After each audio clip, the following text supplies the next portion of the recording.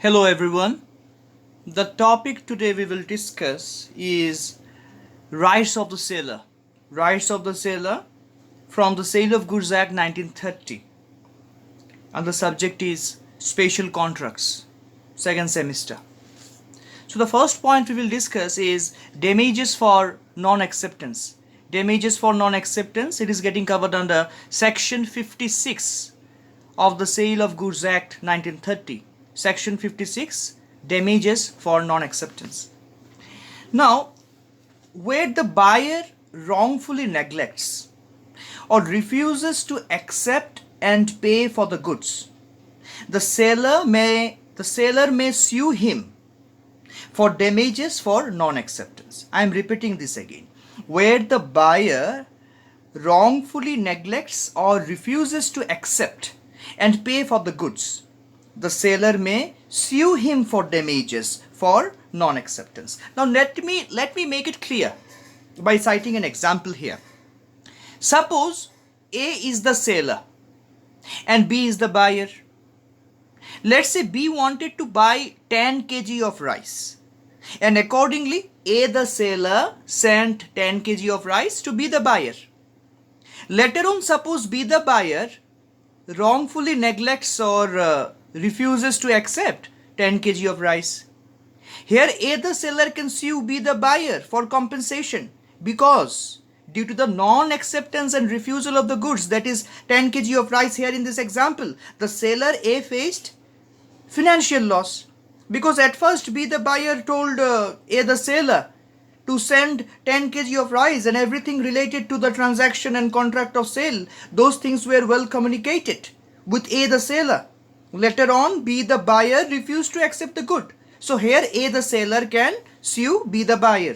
Okay. Now let us come to the second point here. Suit for price. Suit for price, which is getting covered by section 55. Section 55 of the Sale of Goods Act 1930. Now, suit for price. Where under a contract of sale, the property in the goods has passed to the buyer. This is the first point here, okay? As far as suit for price is concerned. First point, let us discuss. Where under a contract of sale, the property in the goods has passed to the buyer and the buyer wrongfully neglects or refuses to pay for the goods according to the terms of the contract, the seller may sue him for the price of the goods, okay? So in the first case, what happened? The property, it got passed from the seller to the buyer, okay?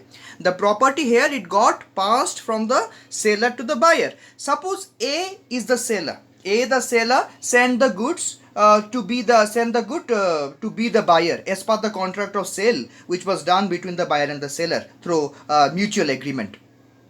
Suppose B the buyer wanted a washing machine, let's say, and as per the contract of sale, A the seller sent the washing machine to B the buyer. Let's say B the buyer wrongfully neglects or refuses to pay for the washing machine. Though in this example the possession got transferred from whom? From A the seller to B the buyer. But as the buyer wrongfully neglecting and refusing to pay the price of the good, that is washing machine, to A the seller, the ownership did not get passed from the seller to the buyer. But as the buyer is wrongfully and in a neglecting way refusing to pay the price of the washing machine, the seller here can sue the buyer, okay? Now let us come to the second point here as far as suit for price is concerned, which is getting covered under section 55 of the Sale of Goods Act 1930. Where under a contract of sale, the price is payable on a certain day, irrespective of delivery, and the buyer wrongfully neglects or refuses to pay such price, the seller may sue for the price although the property in the goods has not passed and goods have not been appropriated to the contract. Now in the second case, what happened? The date for paying the price of the good, it has been fixed between the buyer and the seller. But the good did not pass from the seller to the buyer, that is the possession of the good is still with whom? With the seller. Now let's say A the seller and B the buyer, they fixed a particular date to pay the price of a good. Let's say the good is a bike here in this example. Suppose it was both agreed by the seller and the buyer that the price will be paid on, let's say, 26th June 2020. And after that, the good will be transferred to the buyer. Now, due to this, the seller brought the bike from another city, a brand new bike with all the facilities, let's say, which the buyer demanded. But later on, the buyer did what? During the payment date, later on, the buyer during the payment date refused to pay the price of the good, that is the bike in this example.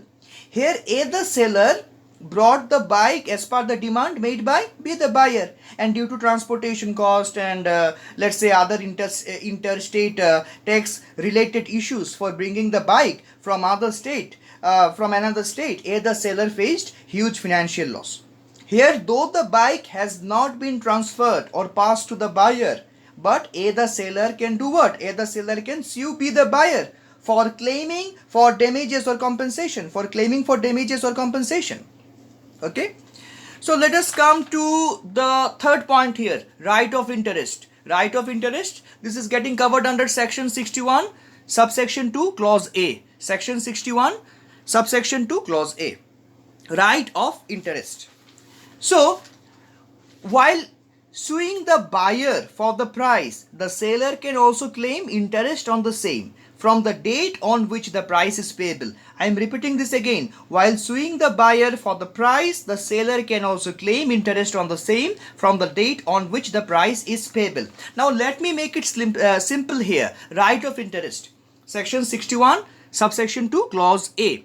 Suppose the good, which is a bike, okay, has been brought by the seller from another state, and due to this he had to pay the transportation cost, interstate tax issues and so on. But the seller here brought the bike as per the demand made by the buyer according to the contract of sale. So here the financial loss has been faced by whom? By the seller, because the buyer refused to pay the money of the good, that is bike, on the fixed date, the date of payment which was fixed by both the seller and the buyer through mutual agreement. So in this example, the interest can be claimed by the seller from the date on which the price is payable. Let's say the date fixed for paying the price, it was, let's say, 26th June 2020.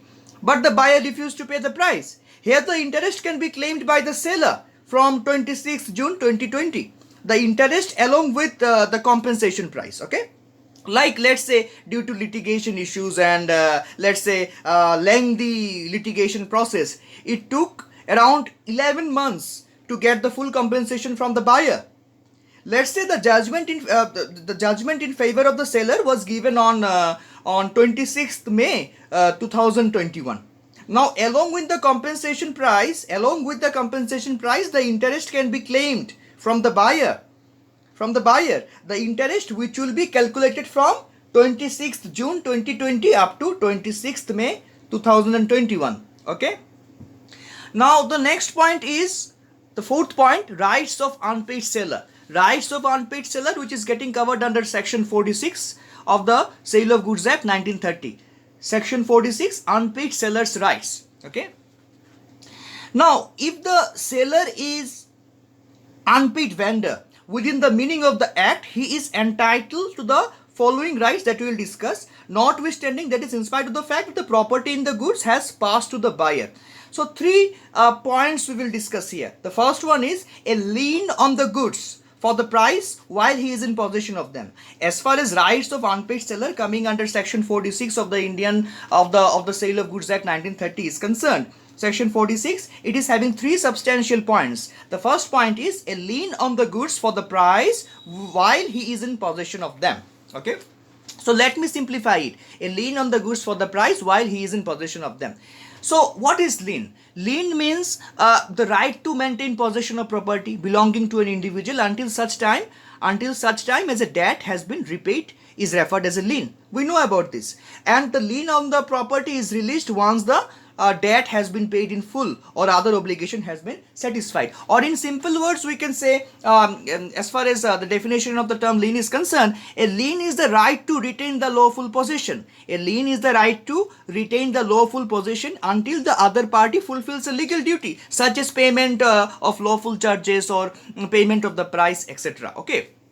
So here we have to understand the situation that the seller here is unpaid.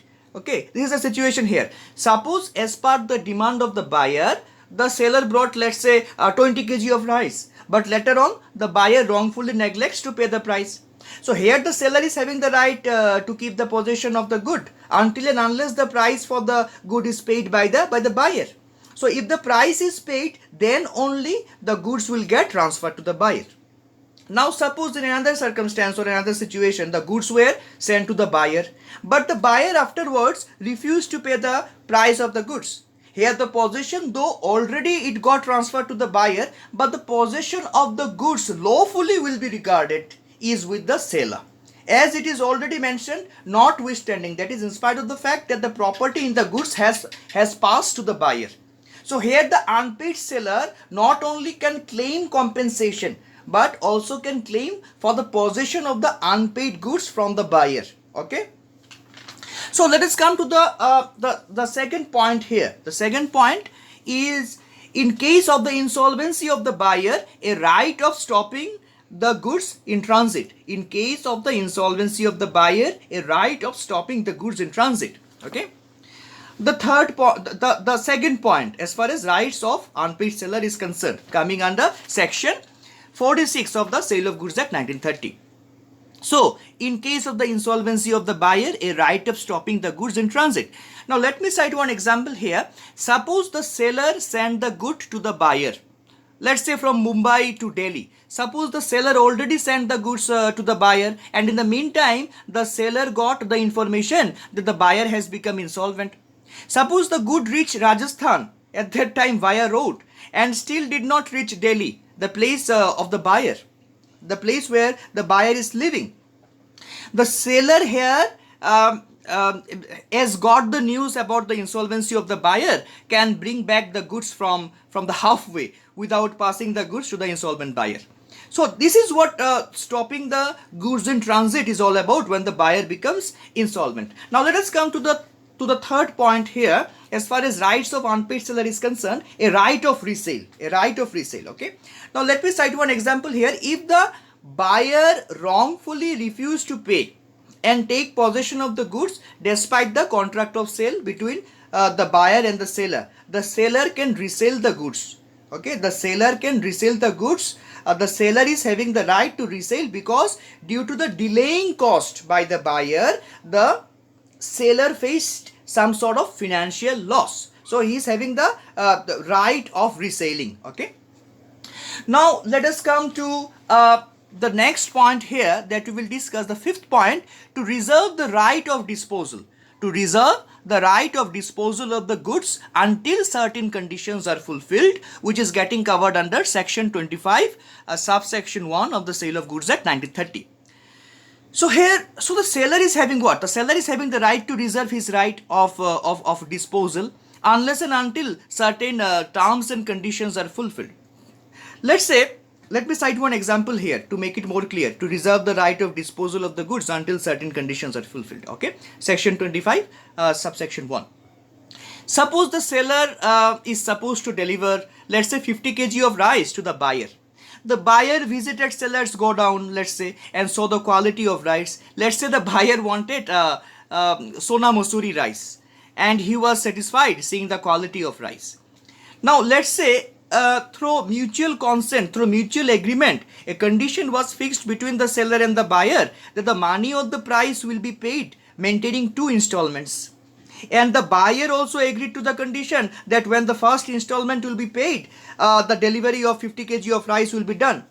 But let's say despite buyer's satisfaction, seeing the quality of the rice and also agreeing to the terms and conditions of the contract of sale, the buyer did not pay the money for the first installment. Here the seller can do what? Here the seller can reserve his right of disposal by not delivering 50 kg of rice to the buyer. When the first installment will be paid as per the terms and conditions of the contract, then only the seller will deliver the 50 kg of rice to the buyer. Okay, in this example. Now let us come to the sixth point here. The sixth point, to assume that the buyer has accepted the goods. Where the buyer, there are 3 points, okay. To assume that the buyer has accepted the goods, where the buyer, number 1, conveys his acceptance, number 2, does an act adopting the sale, or number 3, retains the goods without giving a notice of rejection beyond the beyond the specified date or reasonable time in a sale or on approval. Okay, in a sale on approval. So it is getting covered under section 24. Section 24 is section 24 of the Sale of Goods Act 1930. It is talking about to assume that the buyer has accepted the goods, where the buyer, number 1, conveys his acceptance, number 2, does an act adopting the sale, or number 3, retains the goods without giving a notice of rejection beyond the specified date or reasonable time in a sale on approval. Okay, section 24. So let me simplify it. Here the seller is having the right to accept the fact that the buyer accepted the goods, and no such further grievances are there from the side of the buyer. So in this section 24, 3 substantial points are involved here. There are 3 substantial points as far as section 24 is concerned. First one is conveys his acceptance. That is, letting it known to the seller by the buyer that the buyer accepted goods in an expressed way. Okay, I am repeating this again.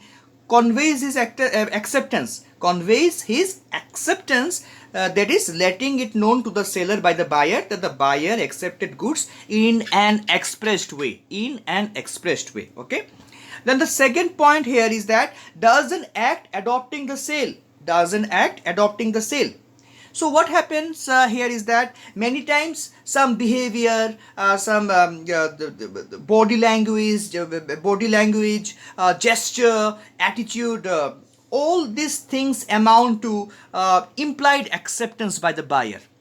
Like, for example, if the buyer, by showing positive gesture to the seller that he has accepted the goods, and no direct words or expressions were used by the buyer, then impliedly it will be regarded that the buyer accepted the goods from the seller.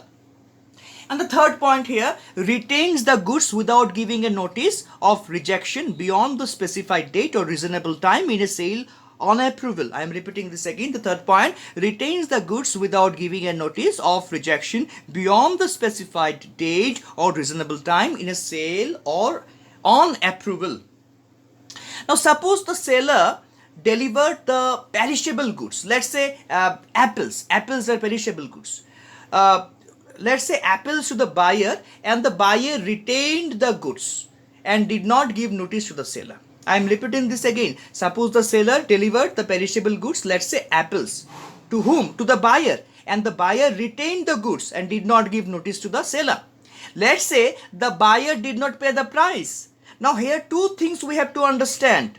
Okay. A, if the date was fixed both by the seller and the buyer, after the exceeding of that date, it will be regarded that the buyer accepted the goods and now the buyer is also liable to pay.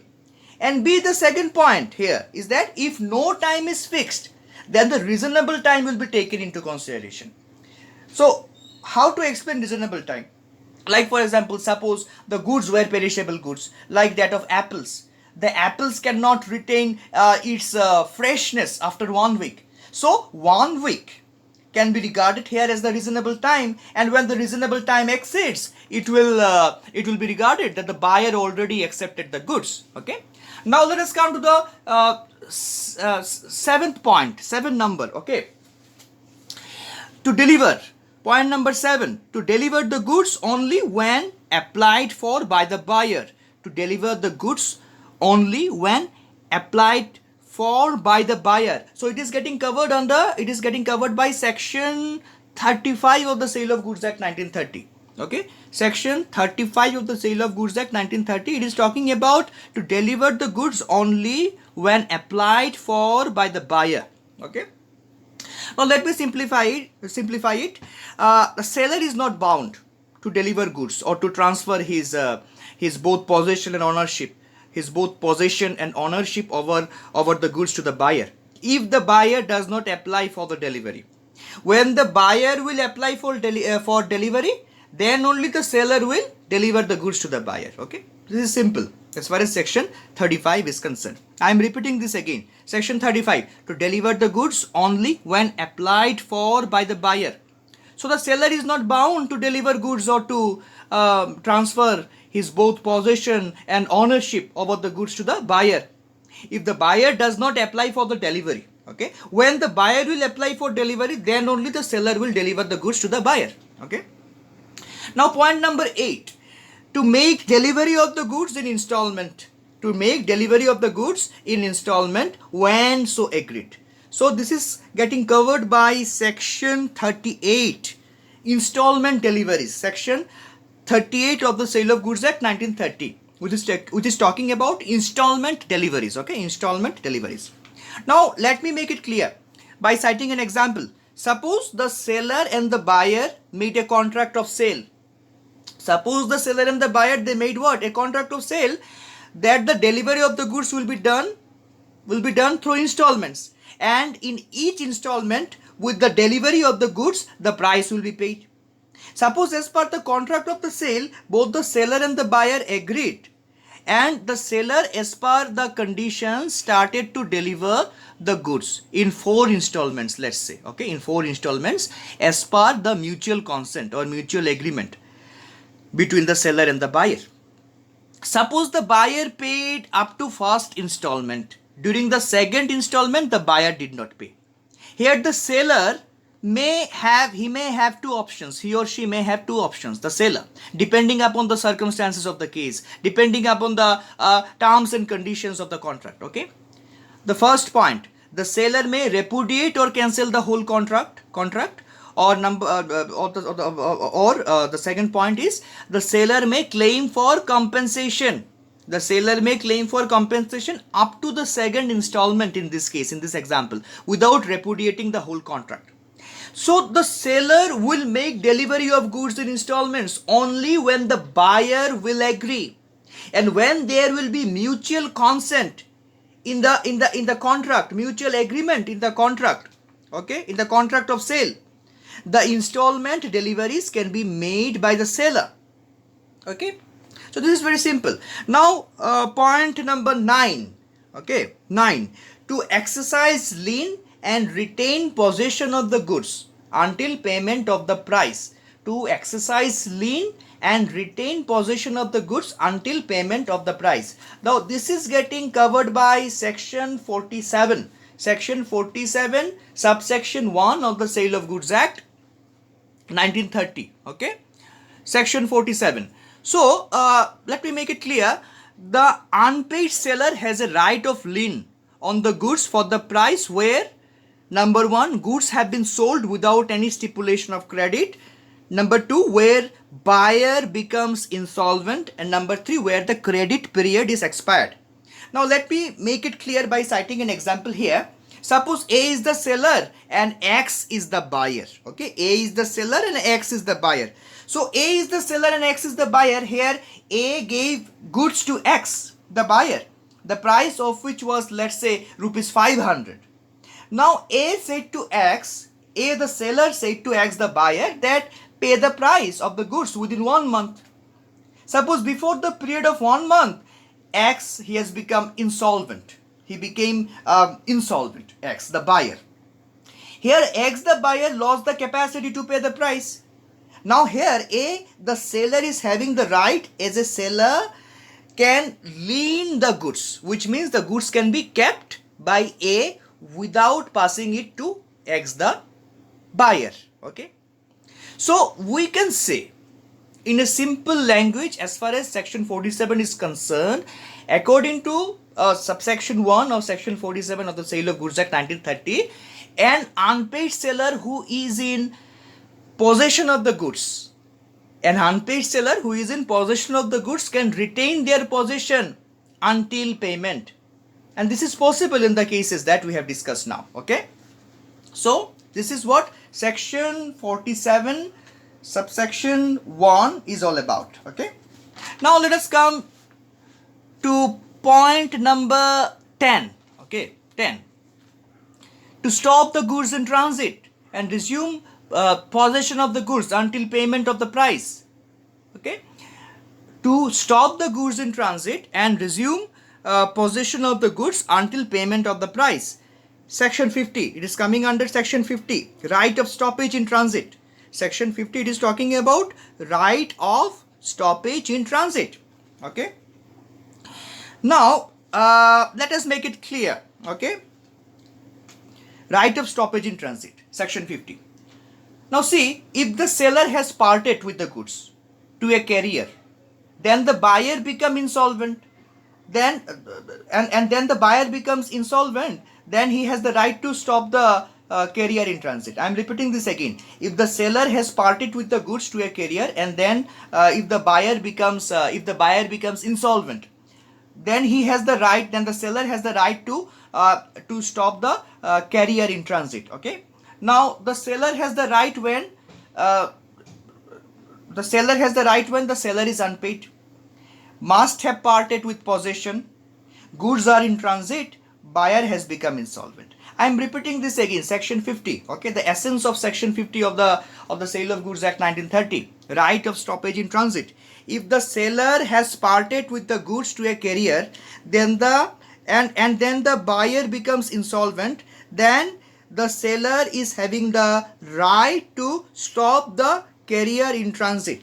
The seller is having this particular right when the seller is unpaid, must have parted with possession, goods are in transit, and buyer become insolvent. Now let me cite one example here. Suppose the seller sent a good from, let's say, from Delhi to Mumbai to X the buyer. It will take approximately, let's say, 3 days by road. Only after 1 day, what happened? The seller received a news that X the buyer has become insolvent. Now A can do what? The seller can stop the transit of goods. Here seller is having the right to do so. Okay. So the seller is having the right when? Here A is unpaid in this example. A is unpaid. Here in this example, A is no longer having the possession. A is no longer having the possession, and good is also in transit from Delhi to Mumbai in this example. And buyer, that is X in this example, has become insolvent. Okay. Now let us come to section 54. Section 54. Point number 11. To resell the goods under certain circumstances. To resell the goods under certain circumstances, which is getting covered by section 54. Section 54 of the Sale of Goods Act 1930.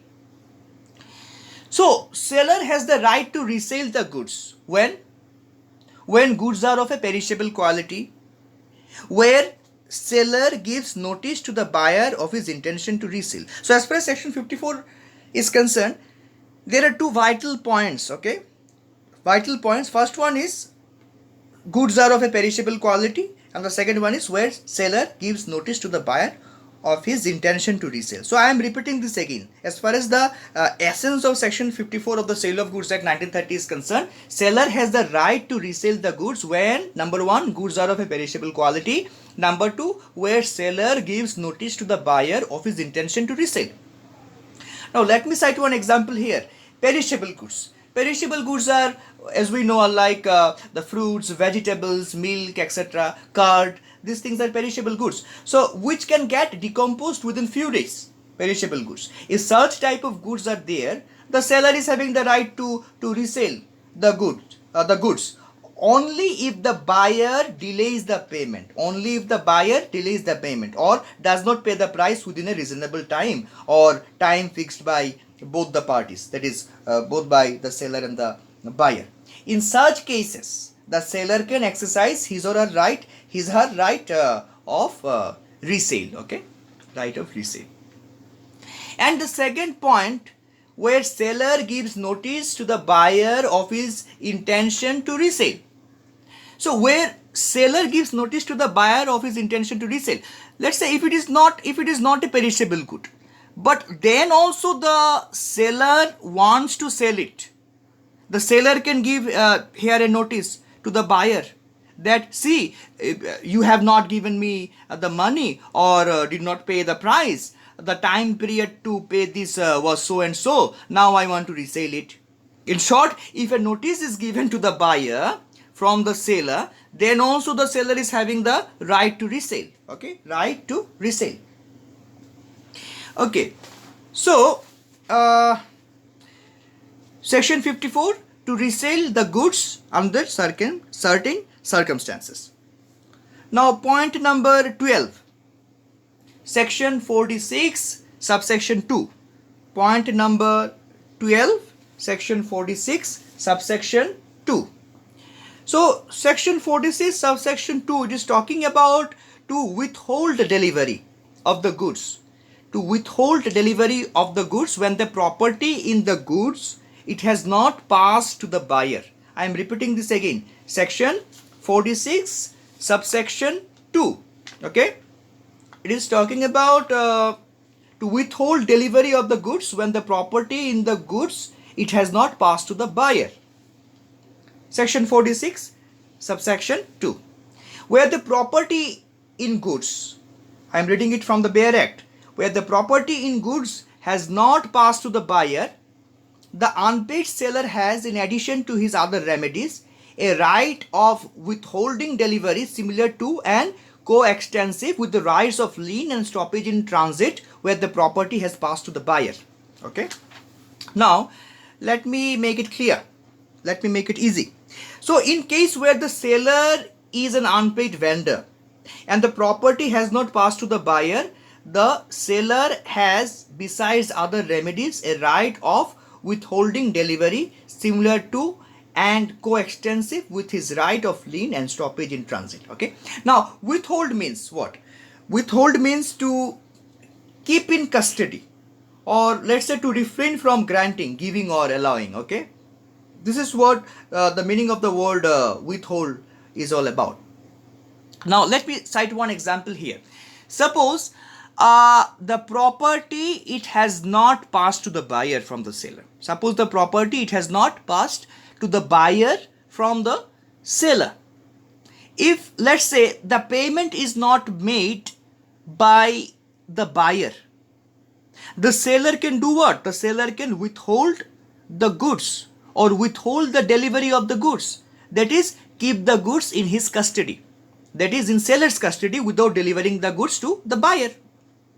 The right of withholding of the delivery also means if the goods have been delivered to the buyer or if the goods are in transit, and if the buyer at that time refused or rejected the contract, the seller can do what? The seller can withhold the delivery and bring back the goods.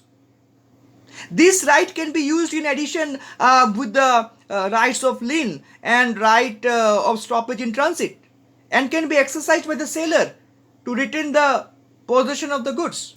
Okay. So this is what section 46 subsection 2 is all about. In the next lecture, we will cover duties of the seller. Okay. We will cover duties of the seller. Thank you.